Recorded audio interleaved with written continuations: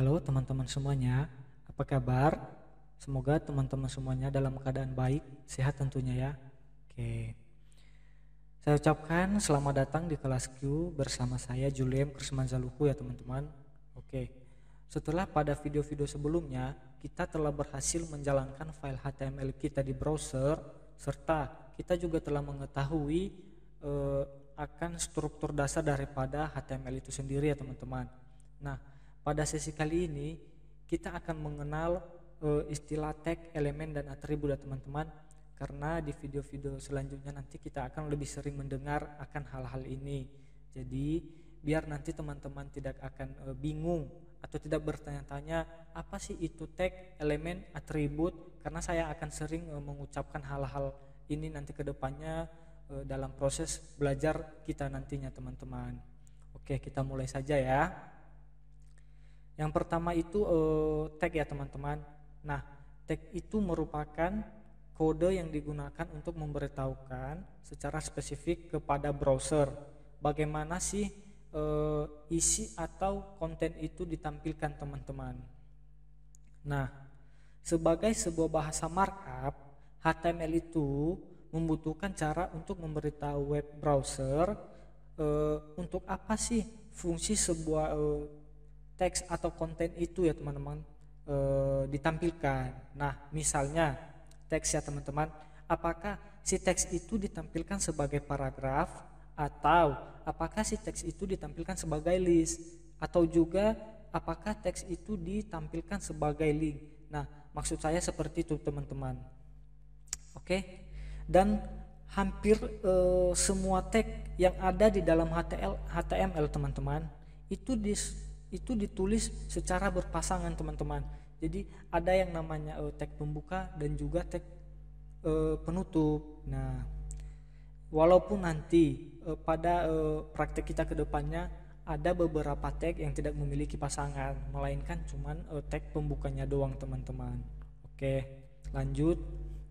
Nah, contohnya seperti ini teman-teman.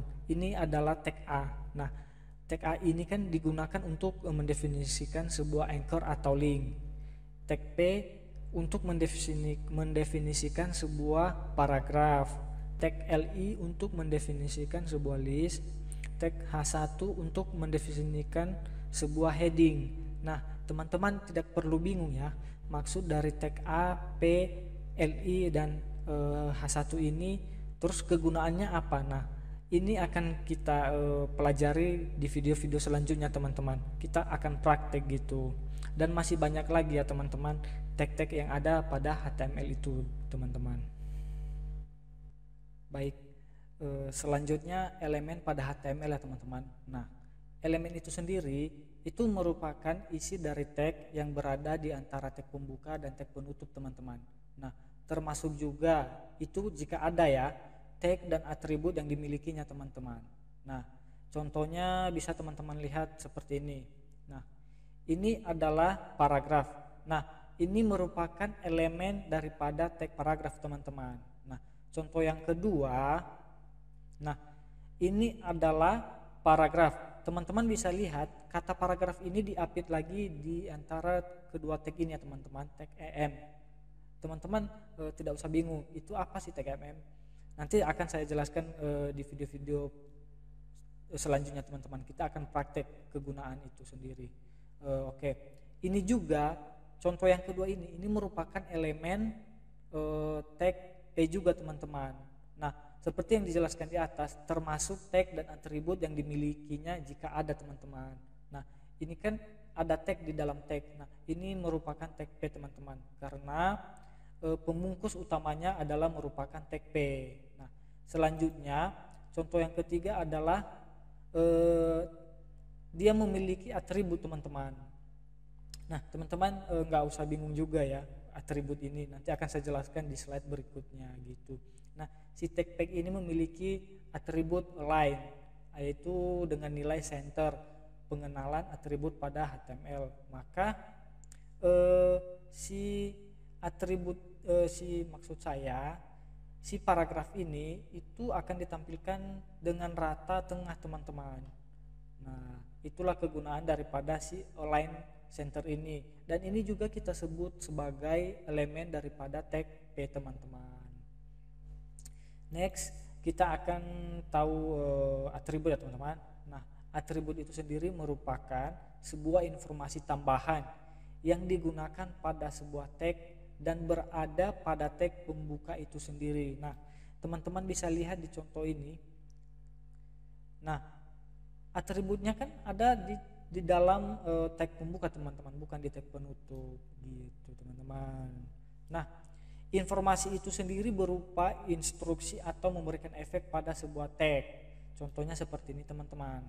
Nah, ini kan tag P yang isinya pengenalan atribut pada HTML. Nah, si tag P ini memiliki atribut teman-teman, yang mana nama atributnya itu adalah align, dan nilai daripada atribut itu adalah center. Maka si paragraf ini akan ditampilkan dengan rata tengah gitu. Jadi efek yang diberikan si align center ini yaitu rata pada bagaimana sih perataan pada paragraf itu ditampilkan. Nah, dalam contoh kasus kita ini kan center, maka paragraf itu akan ditampilkan dengan rata tengah. Walaupun kedepannya nanti kita akan lebih banyak mengetahui bermacam-macam jenis-jenis atribut dan nilai-nilai daripada atribut itu sendiri teman-teman.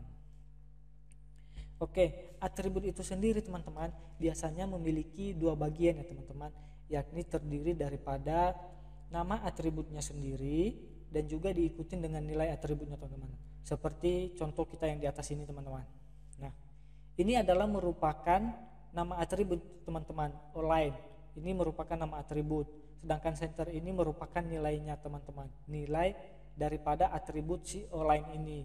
Nah, perhatikan ya teman-teman, setiap nilai daripada atribut itu akan selalu diapit dengan tanda kutip teman-teman, baik itu kutip 1 maupun kutip 2. Jadi teman-teman harus bisa memperhatikan bahwa atribut itu memiliki dua bagian, yakni nama atribut dan nilainya. Dan nilainya selalu diapit dalam tanda kutip ya teman-teman. Nah, oke, contohnya seperti ini. Ini align ini adalah merupakan nama atribut, sedangkan center ini merupakan nilai daripada si atribut align ini. Dan gini teman-teman, setiap nilai-nilai pada atribut itu sudah ada aturan-aturannya teman-teman. Jadi kita nggak bisa sembarangan mengisinya. Jadi setiap atribut itu memiliki nilai-nilai tersendiri teman-teman. Nah, untuk hal itu kita akan mempelajarinya pada video-video selanjutnya. Bagaimana sih dan seperti apa sih macam-macam atribut pada HTML, pada setiap tag yang ada pada HTML itu, dan nilainya apa-apa aja, dan fungsi atau kegunaannya seperti apa gitu. Kita akan mempraktekkan pada video selanjutnya teman-teman. Terima kasih sudah mengikuti rangkaian video ini teman-teman, yang sudah menonton video ini dari awal sampai akhir. Saya ucapkan terima kasih banyak buat teman-teman semuanya ya. Semoga teman-teman tidak bosan-bosan untuk mengikuti video ini. Oke, sampai jumpa pada video selanjutnya. Saya ucapkan terima kasih.